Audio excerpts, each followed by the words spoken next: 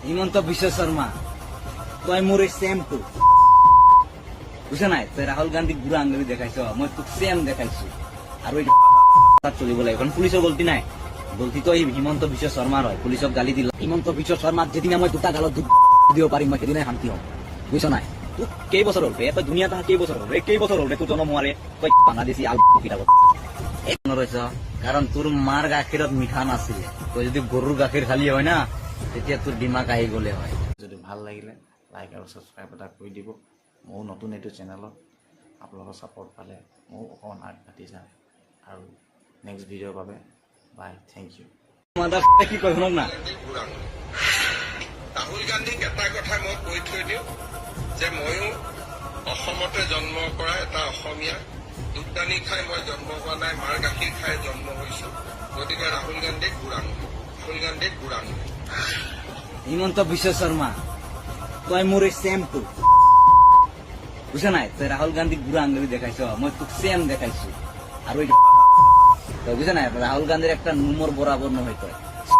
রাহুল গান্ধীর একটা কথা কবাইছো মই তোক একটা কথাই কইছো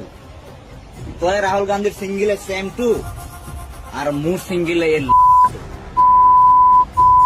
কারণ তই দুধ দানি খাই ডাঙর হওয়া নাই না তোর মার গাখীর খাই ডাঙর হয়েছ কারণ তোর মার গাখীরত মিঠা নাছিলে তই যদি গরুর গাখীর খালি হয় না তেতিয়া তোর ডিমাক আহি গলে হয় কারণ তোর মার গাখীরত কোনো কাম নাই দম নাই তো গরুর গাখীর খাই চাবি দম আহি যাব হিমন্ত বিশ্ব শর্মা যেদিনে মই দুটা গালত দুধ দিব পাৰিম মই সেদিনাই শান্তি হম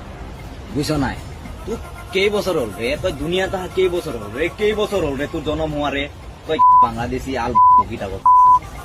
এক একটা গুলটি বোনা যাকে পাবি তাকে উল্টি মারিবি কিহর সিপাহী পুলিশ রে পুলিশ তো হিমন্ত মামা নাই এতিয়া বিশ্ব শর্মা তারে হয় না কারণ তার কথা চলিব লাগে কারণ পুলিশের গলতি নাই গলতি তো এই হিমন্ত বিশ্ব শর্মার হয় পুলিশক গালি দি লাভ নাই চ' এইটো দেখি বহুত বেয়া কিয় লাগিলে তেখেতে আমাৰ অসমৰ বাবে যিমান যি কৈছে যি নাই কৰা আমি নিজেও জানো আৰু মইতো ফুল ছাপোৰ্ট কৰোঁ গতিকে মামাক যোনে যোনে ছাপোৰ্ট কৰে এই ভিডিঅ'টো চাই পিনি ইমানেই শ্বেয়াৰ কৰক যাতে সি যোনেও হয় এই ল'ৰাটো য'তো আছে